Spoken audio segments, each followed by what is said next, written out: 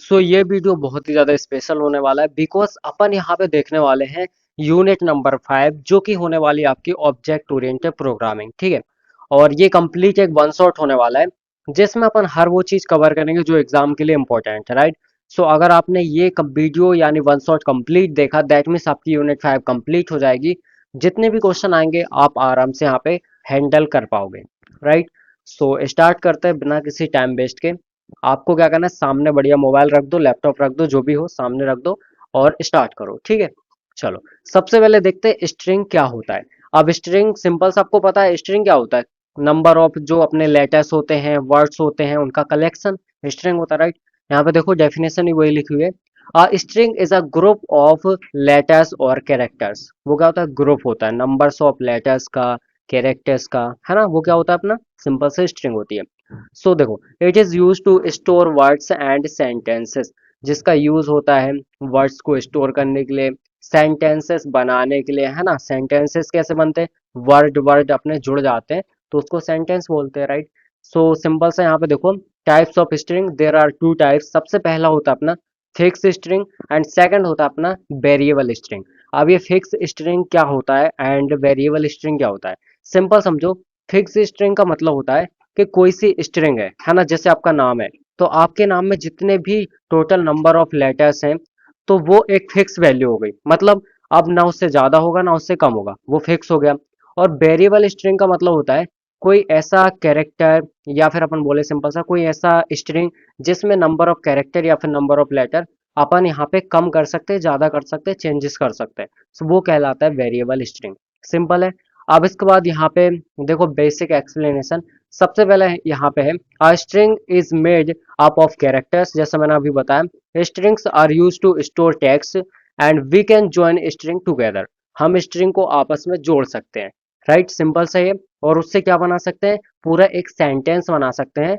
But important ये है उस सेंटेंस का मीनिंग निकलना चाहिए, है ना। क्योंकि मीनिंग निकलेगा तभी तो वो वैल्यूबल होगा, अदरवाइज कोई मतलब ही नहीं है ना। सिंपल है। चलो, अब यहाँ पे देखो बेसिक सा एक एग्जांपल लिखा हुआ है आपके लिए। जैसे यहाँ पे लिखा है मैंने हेलो। अब इसमें देखो कैरेक्टर्स हैं, जैसे एच है, ई है, डबल एल है, ओ है। ये हेलो हो गया। अब इसको जब अपन ने कंबाइन कर दिया तो ये क्या बन गया, स्ट्रिंग बन गया। सिंपल है, राइट। अब बेसिकली यहाँ पे देखो कॉन्केटिनेशन। अब ये कॉन्केटिनेशन क्या होता है, इसका सिंपल सा मीनिंग है कि जब अपन दो यहाँ पे वर्ड्स को जोड़ देते हैं तो उसका जो कॉम्बिनेशन बनता है उसे बोलते हैं कॉन्केटिनेशन, राइट। सिंपल से ये यहाँ पे सिंपल से देखो, concatenation means joining string together, it combines two और more string into one, right. So यहाँ पे दो या फिर दो से ज्यादा वर्ड्स को अपन क्या करते हैं, कंबाइन कर देते हैं एंड एक कंप्लीट वर्ड बनाते हैं जिसको बोलते हैं यहाँ पे कॉन्केटिनेशन। सिंपल है। अब देखो यहाँ पे अपन देखने वाले लेंथ ऑफ अ स्ट्रिंग। अब स्ट्रिंग की लेंथ क्या होती है, राइट। सिंपल से समझो, the length of a string is the number of characters in it. मतलब जो आपका वर्ड है उसमें टोटल नंबर ऑफ कैरेक्टर्स कितने हैं। अब जैसे आपको ये दिख रहा है हेलो, तो इसमें टोटल नंबर ऑफ कैरेक्टर कितने हैं, 1 2 3 4 5। 5 कैरेक्टर है इसमें, सिंपल सा। तो इसकी जो लेंथ होगी वो 5 हो जाएगी, है ना। सिंपल सा यही है, right. We can count the characters to find the string length. हम कैरेक्टर्स को काउंट करके उसकी स्ट्रिंग की लेंथ को फाइंड कर सकते हैं, राइट। अब यहाँ पे देखो सिंपल से लिखा हुआ है access characters in a string. So we can access any characters in a string. सबसे नीचे क्या लिखा हुआ है, the first character is at index 0। अब देखो जैसे मान लो आपका ये हेलो लिखा हुआ है, तो इसमें जो फर्स्ट नंबर पे जो कैरेक्टर है तो इसको सिंपल से अपन इंडेक्स 0 पे बोलेंगे।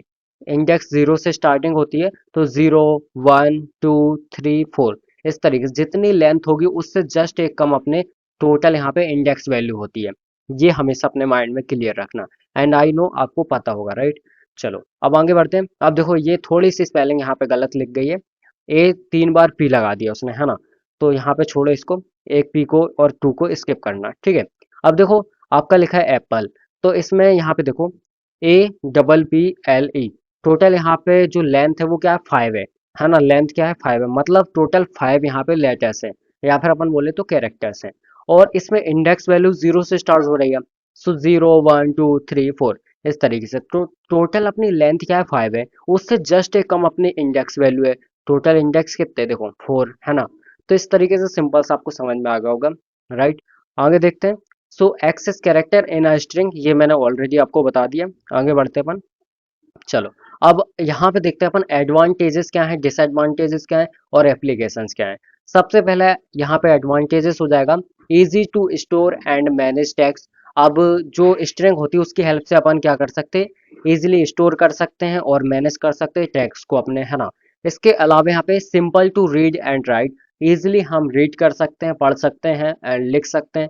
जैसे मैं अभी पढ़ रहा हूँ तो इजिली अपन पढ़ सकते हैं, है ना। अगर ये वर्ड्स नहीं होते तो अपन पढ़ भी नहीं पाते, राइट, सिंपल सा ये। एंड इसके अलावा देखो, can combine string easily, easily यहाँ पे स्ट्रिंग को क्या कर सकते हैं, कंबाइन कर सकते हैं, है ना। ये क्या होंगे, एडवांटेजेस हो जाएंगे। Let's move on disadvantages.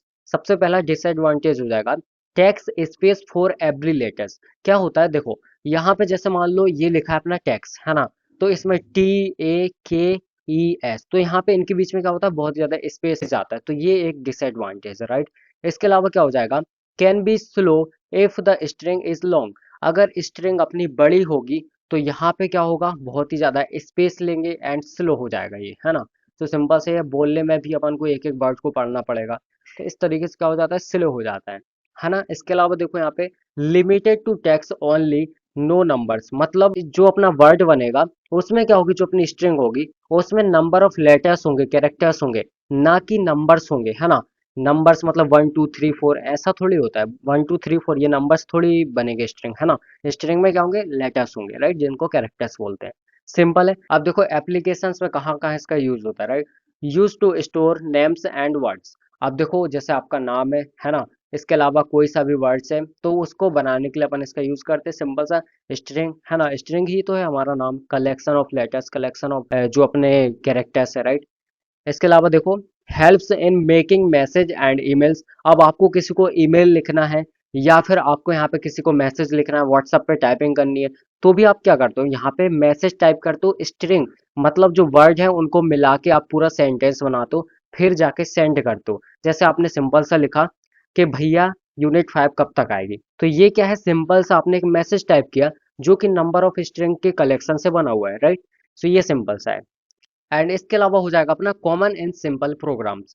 तो यहाँ पे सिंपल सी बात है, जो अपन प्रोग्राम्स लिखते हैं उसमें भी नॉर्मली यूज आती है ना, स्ट्रिंग। अब आगे बढ़े अगर, अब देखो यहाँ पे एक और इम्पोर्टेंट टॉपिक है जो कि है एक्सेप्शन हैंडलिंग। अब ये एक्सेप्शन हैंडलिंग है, कई जगह छपा रहता है एक्सेप्शनल हैंडलिंग, बट सही वर्ड है एक्सेप्शन हैंडलिंग, ठीक है। अब सिंपल हो रहा है, देखो नाम से सिंपल सा आप समझ सकते हो। एक्सेप्शन मतलब जो एरर्स आते हैं, है ना, और हैंडलिंग मतलब हैंडल करना। सिंपल सी बात है, आप प्रोग्राम लिखते हो उसके अंदर जो एरर्स आते हैं उसको हैंडल करना ही क्या कहलाता है, एक्सेप्शन हैंडलिंग। यहाँ पे डेफिनेशन देखें तो exceptions are problem that happens when a programs run, right. That means जब अपना प्रोग्राम रन करता है तो उसके दौरान, मतलब जब प्रोग्राम रन कर रहा है तो जब जो प्रॉब्लम आती है उसको बोलते हैं अपन एक्सेप्शन, ठीक है। अब उसको हैंडल करना, उससे डील करना क्या कहलाता है, एक्सेप्शन हैंडलिंग। तो यहाँ पे देखो, exception handling is a way to deal with those problems, उन प्रॉब्लम्स के साथ अपन क्या करते हैं, डील करते हैं, तो वो क्या कहलाते हैं यहाँ पे, एक्सेप्शन हैंडलिंग। क्लियर है। अब अगर आगे बात करें अपन तो यहाँ पे देखो कॉमन केसेस ऑफ एक्सेप्शंस, जैसे कौन कौन से केसेस आते हैं। सबसे पहले यहाँ पे dividing a number by zero. अब कोई कंडीशन ऐसी आ गई जिसमें यहाँ पे जीरो डिवाइड कर रहा है किसी नंबर को, तो ये तो पॉसिबल नहीं है ना। तो यहाँ पे क्या आएगा, एरर आएगा, राइट, क्या आएगा, एरर आएगा। और इसी एरर को हम क्या करते हैं, फाइंड करते हैं, है ना, इसी को हम क्या करते हैं, हैंडल करते हैं। तो ये कहलाता है अपना सिंपल से केसेस। इसके अलावा सेकंड हो जाएगा using a value that is not there. अब ऐसी वैल्यू का यूज करना जो कि वहां पे एग्जिस्ट ही नहीं करती, जो कि वहां पे है ही नहीं, तो ये क्या कहलाएगा, सिंपल सा एक एरर आ जाएगा यहाँ पे, क्योंकि आप ऐसी वैल्यू का यूज कर रहे हो जो एग्जिस्ट ही नहीं करती उसमें, राइट। तो यहाँ पे क्या आएगा, फिर एरर आएगा 100%। अब इसके अलावा लास्ट क्या हो जाएगा, typing the wrong kinds of data. अब मान लो आपने रॉन्ग डेटा को क्या किया, इनपुट में ऐसा दे दिया, है ना, तो वहां पे क्या होगा, एरर तो 100% आएगा। आपने अगर जानबूझ के किया तो भी एरर आएगा, और अगर आपने गलती से कर दिया है तो भी 100% एरर आएगा। सिंपल है। इसके अलावा देखो आप इस तरीके सिंपल सा डायग्राम बना सकते हो, प्रॉब्लम एक्सेप्शन, जिसको अपन एक्सेप्शन बोल सकते हैं, प्रॉब्लम बोल सकते हैं, एरर बोल सकते हैं, राइट। अब उसको आप हैंडल कर रहे हो, हैंडल द प्रॉब्लम, तो ये क्या कहलाएगा, ये कहलाएगा एक्सेप्शन हैंडलिंग। सिंपल। चलो आगे बढ़ते हैं। इसके अलावा देखो यहाँ पे सिंपल सा आप ये डायग्राम बना सकते हो, नॉर्मल फ्लो में यहाँ पे आप बना सकते हो प्रॉब्लम, एक्सेप्शन और यहाँ पे हैंडल। ठीक है, चलो आगे देखते हैं। अब यहाँ पे देखो कौन कौन से अपने एरर्स आते हैं, जैसे कि सबसे पहला हो जाएगा अपना जीरो डिवीजन, है ना। इसके अलावा वैल्यू एरर, जो मैंने बोला था, कोई भी वैल्यू डाल दी, ठीक है, यहाँ पे, या फिर अपन बोले तो जो डेटा उसके अंदर एग्जिस्ट ही नहीं करता वो अपन दे रहे हैं। एंड इसके अलावा टाइपिंग एरर, तो अपन टाइपिंग कर रहे हैं तब उसमें कुछ एरर आ रहा है तो वो टाइपिंग एरर कहलाएगा, राइट। तो इस तरीके से ये क्या होते हैं, हैंडल एक्सेप्शन। तो इन सारे एक्सेप्शन को अपन क्या करते हैं, हैंडल करते हैं, राइट। इसके अलावा देखो यहाँ पे ट्राई कोड, है ना। ट्राई कोड में क्या होता है, पहले अपन ट्राई करते हैं कि अपन को कहाँ डाउट लग रहा है कि हाँ यहाँ पे एरर आ सकता है, तो वो ट्राई हो गया। फिर यहाँ पे क्या करते हैं, कैच एक्सेप्शन, ये अभी अपन देखेंगे ट्राई क्या होता है, कैच क्या होता है, फ्लो क्या होता है ना, सारी चीजें देखेंगे। तो यहाँ पे कैच में क्या करते हैं अपन, उस जो एक्सेप्शन है, जो एरर है, उसको यहाँ पे होल्ड करते हैं एंड उसको सही करते हैं, ठीक है, शो कराते हैं यूजर को। बेसिकली देखो यहाँ पे एक्सेप्शन हैंडलिंग में सबसे पहले अपन तीन चीजें के बारे में बात करेंगे। सबसे पहले ट्राई, कैच और यहाँ पे थ्रो, ये तीन चीजें क्या होती है ना। सबसे पहले जो ट्राई होता है, उसमें क्या होता है, अपन चेक करते हैं जहां पे अपन को डाउट होता है। मुझे लग रहा है कि मेरा प्रोग्राम है और इसके अंदर मेरा यहाँ पे एरर आ सकता है, इस पर्टिकुलर एरिया में एरर आ सकता है। तो मैं क्या करूंगा, वहां पे उसको टेस्टिंग करूंगा, उसको चेक करूंगा कि वाकई में इसमें एरर आ सकता है या फिर नहीं। अगर ऐसा लगा कि एरर आ सकता है तो अपन उसको टेस्ट करेंगे, और अगर टेस्ट किया तो देखो या तो अपन डायरेक्टली प्रिंट करा लेंगे उसको, या फिर अगर बाय चांस एरर आ गया, प्रिंट नहीं हुआ रिजल्ट अपना, तो फिर आगे कैच के पास भेज देते हैं, है ना। तो ये आगे कैच होता है, इसके पास भेज देते हैं, राइट। फिर ये हैंडल करता है और उस एरर को क्या करता है, हटाता है ना।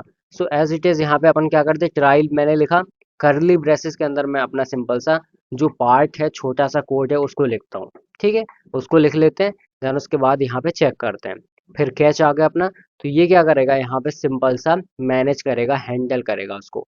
एंड थ्रो क्या करता है, थ्रो आप सिंपल सा समझ सकते हो। जैसे सिंपल सा एग्जांपल बताता हूँ मैं।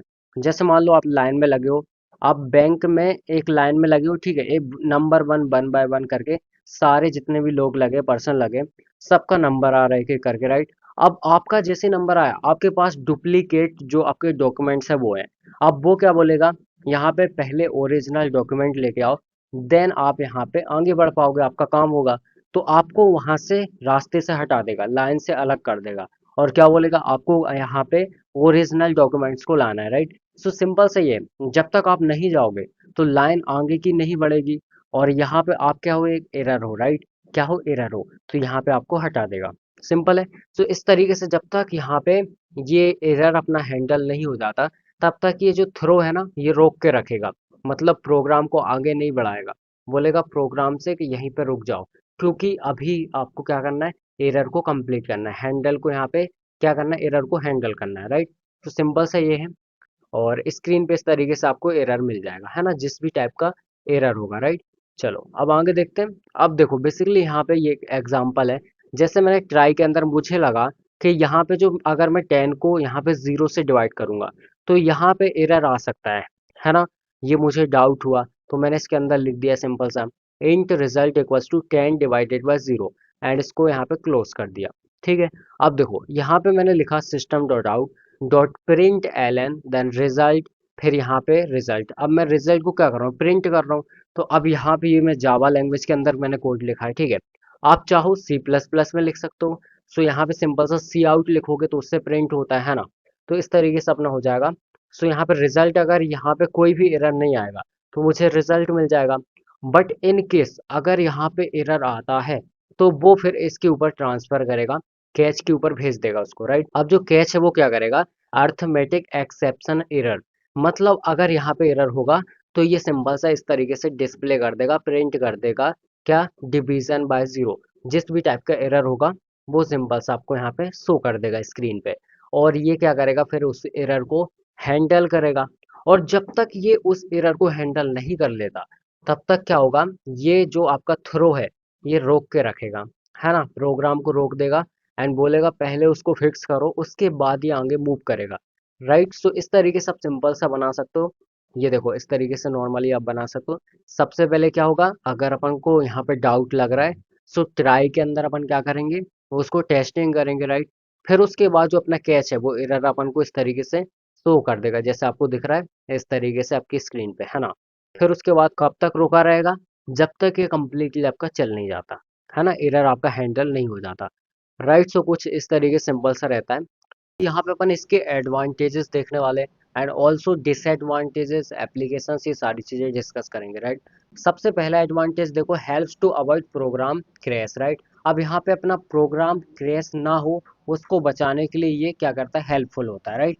इसके अलावा सेकंड हो जाएगा makes program more reliable, right. तो अपने प्रोग्राम को और ज़्यादा रिलायबल फ्लेक्सिबल बनाने के लिए ये यूज़फुल होता है। इसके अलावा थर्ड हो जाएगा कीप्स प्रोग्राम रनिंग स्मूथली, तो स्मूथली चले जैसे मैंने बताया, है ना। तो सिंपल सा उसके लिए ये क्या होता है, बहुत ही ज़्यादा हेल्पफुल होता है, राइट। अब इसके अलावा डिसएडवांटेजेस की बात करें, देखो सबसे पहले डिसएडवांटेज हो जाएगा कैन हाइड सम प्रॉब्लम्स। तो क्या होता है, देखो जैसे मान लो अपन ने यहाँ पे कोई सी प्रॉब्लम को फाइंड किया, राइट, कि मुझे यहाँ पे डाउट लग रहा है, इसमें एरर आ सकता है। इसके अलावा काफ़ी सारी और छोटी सी प्रॉब्लम्स होंगी, माइनर सी मिस्टेक होंगी, एरर्स होंगे, जो यहाँ पे हो सकते हैं, है ना, बहुत सारी प्रॉब्लम आ सकती है। तो सारी चीज़ों को एक साथ मैनेज करना, टेस्टिंग करना, ये पॉसिबल नहीं है ना। सो ये सिंपल सा है। इसके अलावा सेकंड हो जाएगा may make it hard to spot errors, मतलब यहाँ पे सिंपल सी वही है कि यहाँ पे हार्ड हो जाता है बहुत ही ज़्यादा जो एरर्स होते हैं उनको फाइंड करना, ठीक है। क्योंकि देखो अब बहुत सारे अगर एक साथ हो गए तो पॉसिबल नहीं है ना सारी चीज़ें पॉसिबल करना। इसके अलावा लास्ट हो जाएगा handling too many exceptions can be trickly. So simple सी बात है कि अगर अपन एक साथ बहुत सारे एक्सेप्शन को हैंडल करना चाहें तो ये बहुत ही ज़्यादा ट्रिकी हो सकता है, ठीक है।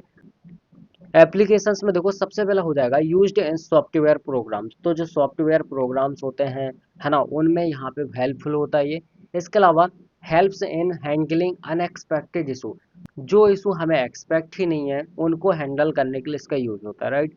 इसके अलावा important for stable applications, right, तो ये इम्पोर्टेंट होता है जो स्टेबल एप्लीकेशंस होती है ना, उनके लिए। आगे बढ़ते हैं। अब देखो यहाँ पे एक और इम्पोर्टेंट टॉपिक है मल्टी थ्रेडिंग। अब ये मल्टी थ्रेडिंग क्या होता है, अब देखो मल्टी थ्रेडिंग का मतलब होता है बहुत सारे काम को एक साथ करना, है ना, बहुत सारे टास्क को एक साथ परफॉर्म करना क्या कहलाता है, मल्टी थ्रेडिंग। सो देखो multi threading is a way to run more than one task at the same time, मतलब किसी एक फिक्स टाइम पे, किसी एक सेम टाइम पे मोर देन वन टास्क, एक से ज़्यादा कामों को करना क्या कहलाता है, मल्टी थ्रेडिंग, राइट। इसके अलावा सेकंड हो जाएगा यहाँ पे a threads is a small part of a program that runs independently. So thread क्या है, एक बहुत ही छोटा सा पार्ट है प्रोग्राम का, है ना, जो कि इंडिपेंडेंटली रन करता है। इंडिपेंडेंटली मतलब किसी चीज़ पे डिपेंड नहीं रहता, राइट। इसके अलावा लास्ट हो जाएगा it helps to save time and improve performance. अब ये मल्टी थ्रेडिंग अपना टाइम बचाती है ना, परफॉर्मेंस को इम्प्रूव करती है, राइट। सिंपल सा ये है। एग्जाम्पल में देख सकते हो यहाँ पे सबसे पहले यहाँ पे जैसे सीपीयू है, thread one, thread two, thread three. अब ये तीन तीन थ्रेड है क्या, सिंपल से समझो टाइप्स ऑफ थ्रेड्स। सो यहाँ पे तीन टाइप के होते हैं थ्रेड्स में। सबसे पहला मैन थ्रेड, देन उसके बाद होता है यूजर थ्रेड, और लास्ट होता है यहाँ पे डीमन थ्रेड्स, राइट। तो सबसे पहले जो मैन थ्रेड्स है इसमें क्या होता है, अपन यहाँ पे स्टार्ट करते हैं, राइट। सो यहाँ पे देखो फर्स्ट थ्रेड्स दैट स्टार्ट, जहाँ से अपन स्टार्ट करते हैं। इसके अलावा सेकंड है यूजर थ्रेड, जैसा नाम है यूजर थ्रेड, मतलब यहाँ पे यूजर जो प्रोग्रामर होता है वो क्रिएट करता है थ्रेड्स को, राइट। सो ये हो जाएगा यूजर थ्रेड्स, राइट। इसके अलावा जो डीमन थ्रेड्स है इसमें क्या होता है, रन्स इन बैकएंड। अब जो बैकएंड में जितनी भी चीजें होती हैं, बैकएंड में जो चीजें काम कर रही होती है, तो वो जो चीजें रन हो रही है उसको क्या बोलते हैं अपन, daemon threads, right. Working of multi threading, सबसे पहले स्टार्ट, देन उसके बाद क्रिएट थ्रेड्स, फिर यहाँ हो जाएगा रन टास्क, और यहाँ पे कंप्लीट टास्क। तो इस तरीके से होता है, सबसे पहले क्या होता है, स्टार्ट होता है, फिर क्रिएट थ्रेड्स यहाँ पे क्रिएट होता है ना, फिर यहाँ पे रन होता है टास्क, देन लास्ट में क्या होता है, कंप्लीट होता है। तो इस तरीके से हो जाएगा, ठीक है। अब आगे बढ़ते हैं। अब देखो सिंक्रोनाइजेशन क्या होता है, सिंपल से समझो। इसका मतलब होता है रिसोर्सेज को यहाँ पे शेयर करना। जैसे सिंपल सा समझो, आप एग्जाम में बैठे हो, यहाँ पे दो तीन स्टूडेंट हैं आपके अगल बगल में, राइट। अब आप स्केल नहीं लाए, कोई पेन नहीं लाया, तो वो क्या कर रहे हैं, एक दूसरे के रिसोर्सेज को यूज कर रहे हैं। मतलब किसी ने, जिसको स्केल की जरूरत है उसने स्केल ले ली, जिसको पेन की जरूरत है उसने पेन ले लिया, है ना। तो इस तरीके से ये क्या हो रहा है, रिसोर्सेज का यूज हो रहा है, और एक पर्टिकुलर टाइम पे, ठीक है, जिसको भी जरूरत है। सिंपल सा ही है, right. So sometimes threads need to share resources, तो यहाँ पे कभी कभी क्या होता है, यहाँ पे रिसोर्सेज का यूज करना पड़ता है ना। अब यहाँ पे देखो synchronization make sure only one threads used are resources at a time. मतलब किसी एक टाइम पे, किसी एक फिक्स टाइम पे एक ही बार में एक थ्रेड्स यहाँ पे यूज़ करे उसका, ठीक है। ये सिंपल सा है। एग्जांपल के लिए देख सकते हो, जैसे थ्रेड 1 है, थ्रेड 2 है। अब ये दोनों शेयर कर रहे हैं यहाँ पे रिसोर्सेज को, है ना। तो पर्टिकुलर टाइम में वन बाय वन करके ये क्या करेंगे, यूज़ करेंगे, राइट। ये सिंपल सा है। यहाँ पे देखो एग्जाम्पल की बात करें, सबसे पहले विथआउट सिंक्रोनाइजेशन और यहाँ पे विथ सिंक्रोनाइजेशन। अब विथआउट सिंक्रोनाइजेशन का मतलब होता है कि यहाँ पे कोई पर्टिकुलर फिक्स टाइम नहीं है, कौन यूज़ कर रहा है पहले कौन बाद में, इसका भी कोई चीज़ फिक्स नहीं है, राइट। सो यहाँ पे थ्रेड 1 ने यूज़ किया, थ्रेड 2 ने यूज़ किया, इस तरीके से, है ना। बट यहाँ पे जब हम सिंक्रोनाइजेशन के थ्रू यूज़ करते हैं तो क्या होता है, एक थ्रेड यूज़ करेगा, है ना, लॉक करेगा, मतलब एक यूज़ कर रहा है तब तक कोई यूज़ नहीं कर सकता, एक बार में एक ही यूज़ करेगा, है ना। सो वो यूज़ कर रहा है, देन उसके बाद शेयर कर रहा है, देन सेकंड वाला यूज़ कर रहा है, ठीक है, इस तरीके से होगा। सिंपल है। चलो आगे बात करते हैं। अब देखो यहाँ पे अपन बात करने वाले मल्टी थ्रेडिंग के एडवांटेज एंड इसके डिसएडवांटेजेस के बारे में, राइट। सो सबसे पहला हो जाएगा यहाँ पे handle many task at once. मतलब यहाँ पे एक ही टाइम में काफ़ी सारे टास्क को हैंडल करना, ये क्या है, एडवांटेजेस है। इसके अलावा यहाँ पे इम्प्रूव प्रोग्राम परफॉर्मेंस, प्रोग्राम का जो परफॉर्मेंस है वो इम्प्रूव होता है। इसके अलावा सेव टाइम एंड रिसोर्सेज, तो टाइम और रिसोर्सेज दोनों चीज़ें यहाँ पे सेव होती है, ठीक है। डिसएडवांटेजेस की बात करें तो सबसे पहला हो जाएगा can be hard to manage. इसके अलावा हो जाएगा might cause errors if not careful, right. तो अगर हम यहाँ पे केयरफुल नहीं है तो काफ़ी सारे एरर्स हो सकते हैं, है ना। इसके अलावा हो जाएगा synchronising threads can slow things down. मतलब यहाँ पे क्या होता है, सिंक जब हम इसका यूज़ करते हैं सिंक्रोनाइजेशन का, है ना, विथ सिंक्रोनाइजेशन के यूज़ करते हैं, सो क्या होता है, ये स्लो हो जाता है थोड़ा सा, है ना। बिकॉज क्या होगा, वन बाय वन करके यूज़ करेंगे थ्रेड्स, राइट। सो यहाँ पे एक थ्रेड्स यूज़ कर रहा है, देन उसके बाद फिर प्रोसेस होने लगा, फिर दूसरा यूज़ करेगा, लॉक लगा लिया, ठीक है। सो ये सिंपल सा है। जैसे मान लो आपका एक दोस्त यहाँ पे पेन का यूज़ कर रहा है, अब जब तक वो यूज़ नहीं कर लेता तब तक यहाँ पे दूसरा यूज़ नहीं करेगा, इस तरीके से, राइट। एप्लीकेशंस की बात करें तो used in servers to handle request, right.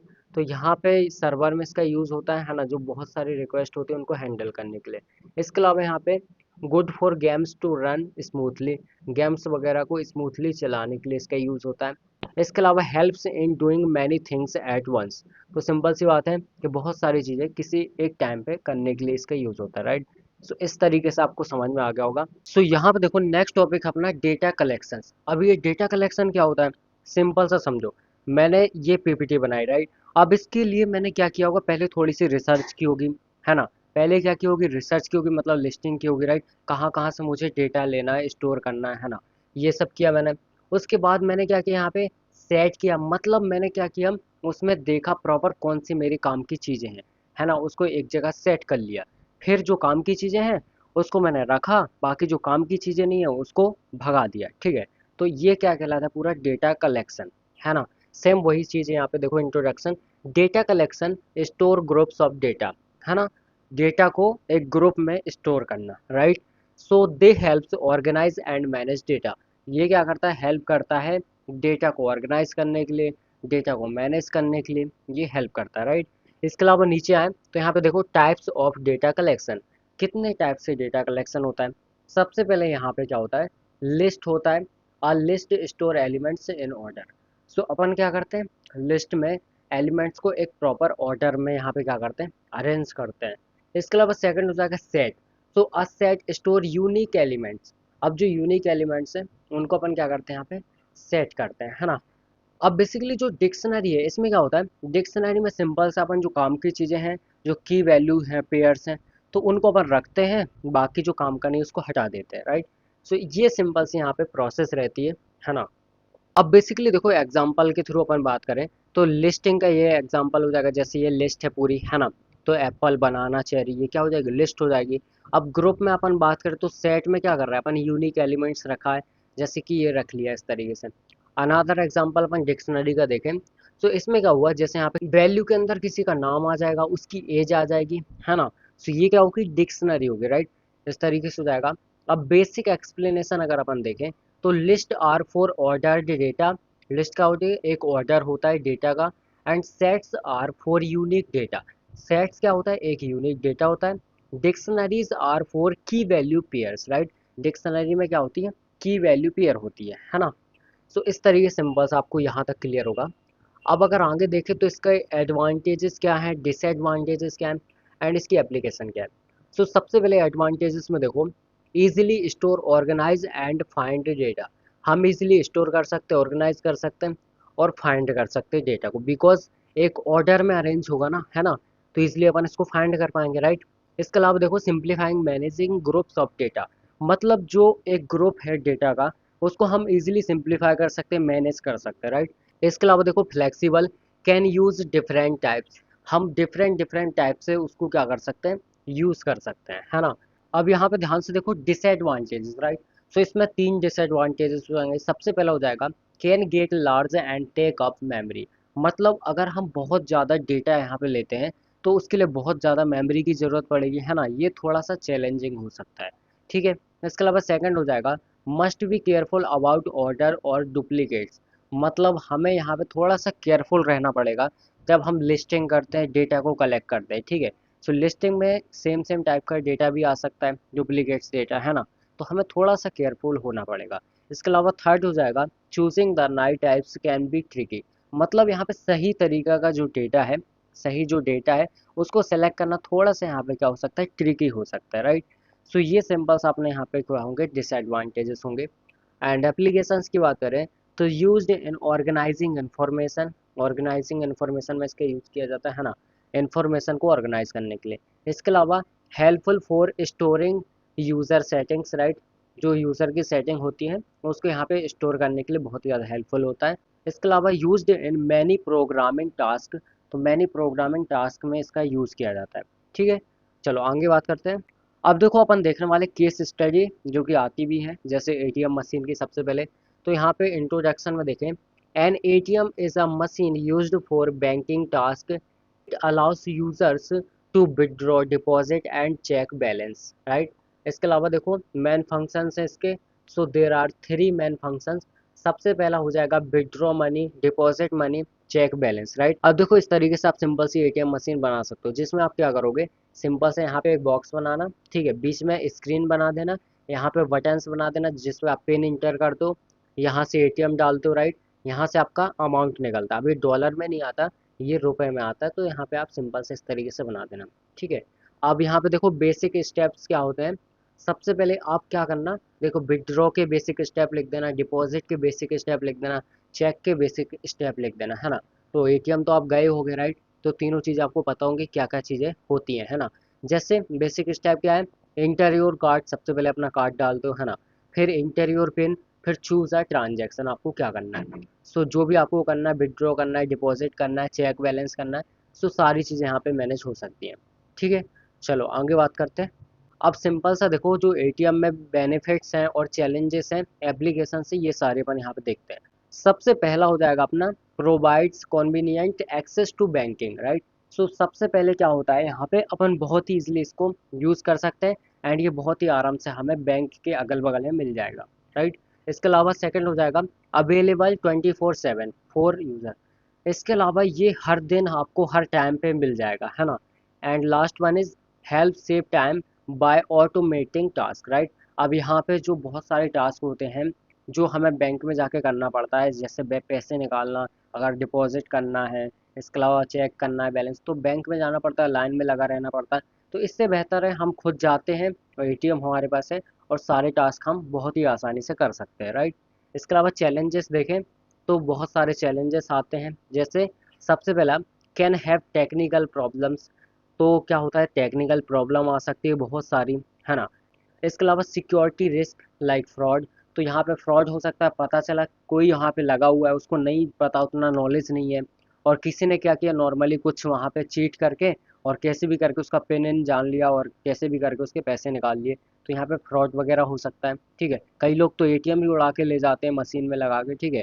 तो ये क्या है, एक तरीके से फ्रॉड है, काफ़ी सारे चैलेंजेस आते हैं, है ना। इसके अलावा नीड मेंटेनेंस, मेंटेनेंस की ज़रूरत पड़ती है उसको, तो ये क्या है, चैलेंजेस हैं। देखो, एप्लीकेशन में सबसे पहले हो जाएगा, used eight banks and stores, तो बैंक और स्टोर में इसका यूज़ होता है। इसके अलावा यूजफुल फॉर कैश विड्रॉल, तो यहाँ पे अपन कैश वगैरह विड्रॉल करने के लिए इसका यूज़ करते हैं, डिपॉजिट करने के लिए भी यूज़ करते हैं।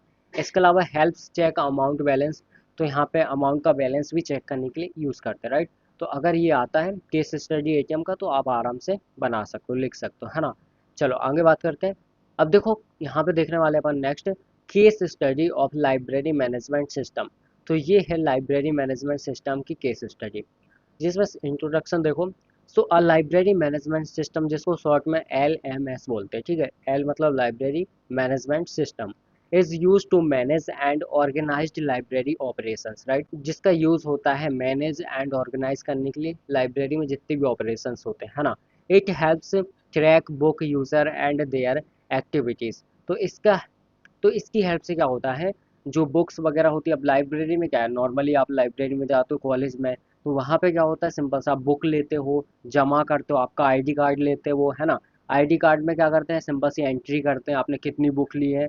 इसके अलावा आप रिटर्न कर रहे हो तो वो हटाते हैं बुक, है ना। तो ये सिंपल सा है। आप रजिस्टर में भी एंट्री करते हो, तो ये सारी चीज़ें क्या होती है, लाइब्रेरी में होती है। आप रियल लाइफ में देखते हो, है ना, जब भी आप लाइब्रेरी में अपने कॉलेजेस में जाते हो, राइट। इसके अलावा देखो यहाँ पे मेन फंक्शंस की बात करें, इसके अलावा सबसे पहला हो जाएगा मैनेज बुक इन्वेंटरी, राइट। इसके अलावा keep track of books in the library, है ना। सो बुक वगैरह लेना और एंट्री वगैरह करना, राइट। इसके अलावा हो जाएगा मैनेज यूज़र अकाउंट। आपका जो अकाउंट होगा, आईडी कार्ड होगा, लाइब्रेरी कार्ड भी बनता है ना। सो वो सिंपल सा रहता है मैनेज यूज़र अकाउंट, आप यूज़र हो, right. Track who borrows and return books, right. So जो बुक ले रहा है या फिर दे रहा है तो उसको मैनेज करना, ठीक है। इसके अलावा manage borrowing and returns, right. Record when books are the borrowed and return, right. इस तरीके से सिंपल से हो जाएगा। बेनिफिट्स में देखें, सो सबसे पहला बेनिफिट होता है ऑर्गेनाइज्ड लाइब्रेरी रिसोर्सेज एफिशिएंटली, है ना। सेकंड हो जाएगा makes it easy to find and borrow books, right. And इसके अलावा थर्ड हो जाएगा helps keep accurate record of borrowing, right. तो ये सिंपल से अपने क्या होंगे, इसके बेनिफिट्स हो जाएंगे, ठीक है। चलो आगे बात करते हैं। चलो अब इसमें देखते हैं सबसे पहले क्या क्या चैलेंजेस आते हैं। सो सबसे पहला चैलेंजेस आता है कैन हैव सॉफ्टवेयर इशू और बग्स, राइट। अब देखो कभी कभी आप गए होगे बुक्स में, वो क्या बोलते हैं सर्वर नहीं मिल रहे हैं, थोड़ी देर बाद आना, है ना, लंच के बाद आना। फिर पता चला ताला लगा है लाइब्रेरी में। तो ये क्या है, चैलेंजेस हैं, ठीक है। तो सर्वर ना मिलना एक चैलेंज हो गया। इसके अलावा रिक्वायर्स अपडेट एंड मेंटेनेंस। तो उसमें मेंटेनेंस करना और जो अपडेट्स हैं वो करना रिक्वायर्स होता है। जैसे आपने बुक वगैरह ली तो क्या बोलते हैं कि इतने दिन में आपको वापस करना है, जमा करना है। तो ये सारे क्या है, चैलेंजेस हैं। अब आपको फिर से आना पड़ेगा, फिर जमा करना पड़ेगा, फिर रीशू कराना पड़ेगा, है ना। इसके अलावा थर्ड हो जाएगा librarians need training to use the system. अब जो लाइब्रेरी में जो टीचर्स है, फैकल्टी हैं, उनको यहाँ पे ट्रेनिंग भी देनी पड़ती है ना, ताकि वो सिस्टम को यूज़ कर सकें, राइट। इसके अलावा देखो यहाँ पे कुछ मेन फंक्शंस है, जैसे मैनेज बुक इन्वेंटरी। सो यहाँ पे बुक की जो इन्वेंटरी है वो उसको मैनेज करना, right. Keep track of books in the library, है ना। जो बुक्स हैं उनको प्रॉपर एक ऑर्डर में भी अरेंज करना। इसके अलावा देखना, चेक करना कौन सी बुक है कौन सी नहीं है, क्या चीज़ है नहीं है, तो ये सारी चीज़ें देखना, है ना। इस तरीके से देखो यहाँ पे क्या होता है, ये सारी चीज़ें अपन ऑलरेडी डिस्कस कर लिए है ना। एप्लीकेशंस की बात करें तो used in public and schools libraries. तो यहाँ पे इसका यूज़ होता है लाइब्रेरी का, जैसे स्कूल में भी पब्लिक में भी, है ना। इसके अलावा useful for managing book lending. तो यहाँ पे सिंपल सी बात है, काफ़ी ज़्यादा यूज़फुल है बुक वगैरह रखने के लिए। इसके अलावा लाइब्रेरी में स्टूडेंट पढ़ते भी अगर पब्लिकली है वो अवेलेबल, तो राइट। इसके अलावा देखो help track library resources efficiently.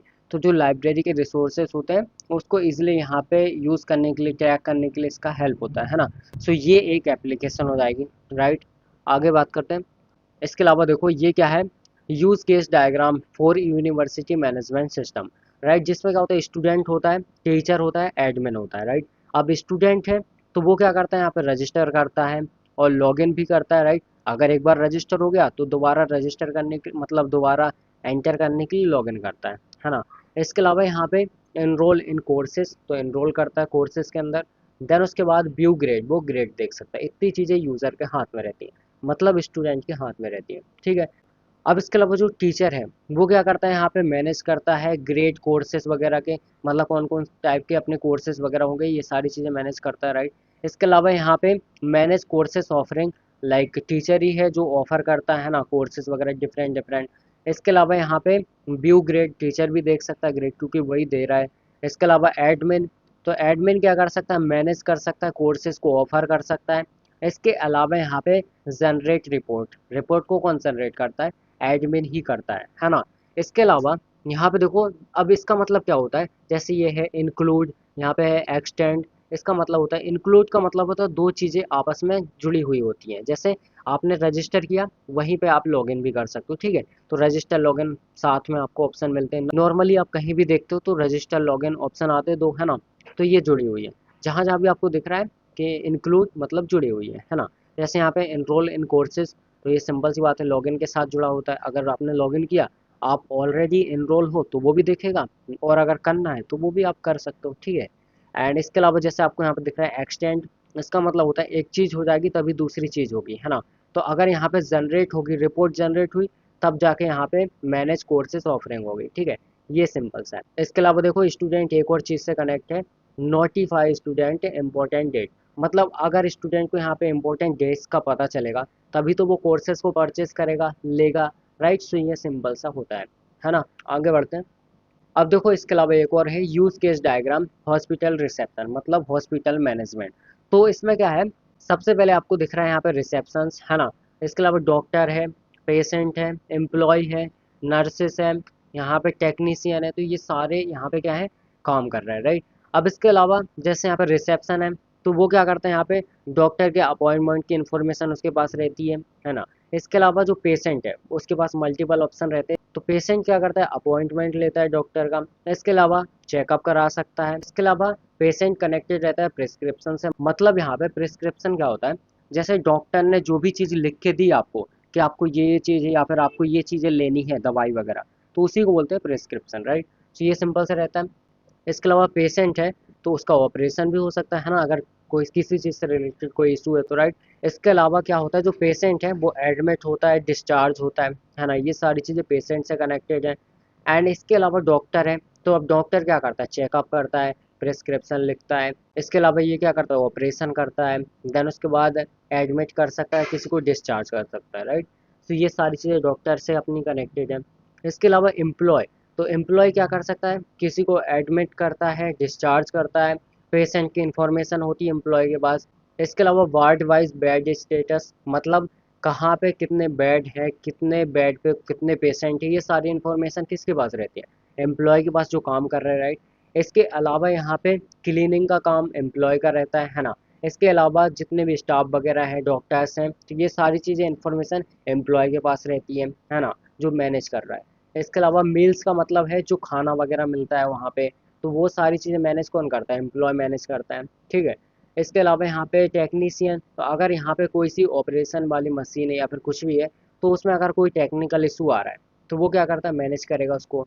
अब नर्स क्या करती है, यहाँ पे जितने भी बेड पे पेशेंट वगैरह है तो उनको देखती है, राइट। किस चीज़ को किस चीज़ की रिक्वायरमेंट है, तो ये सारी चीज़ें मैनेज करती है ना।